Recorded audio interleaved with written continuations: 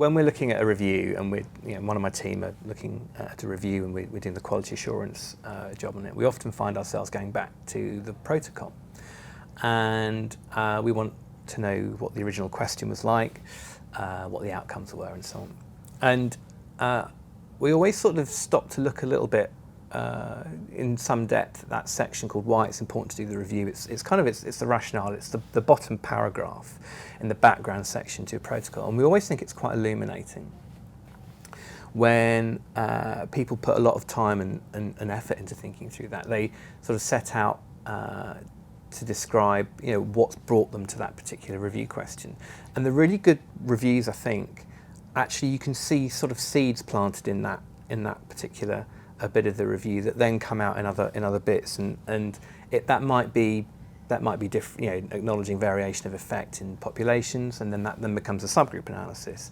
It might be that they acknowledge controversy over, I don't know, adverse events, and so you see where that plays out in the outcomes and summary findings tables.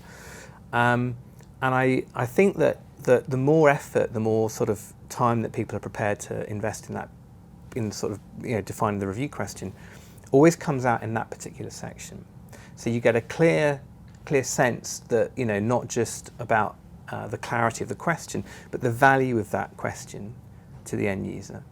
So it's a section that I feel we could all do a little bit better on, and it's a section that I think, again, it's this opportunity. It's an opportunity to sort of say to somebody, this is why I'm doing the review, this is why you should read it, this is why people should use it, this is why you should disseminate it.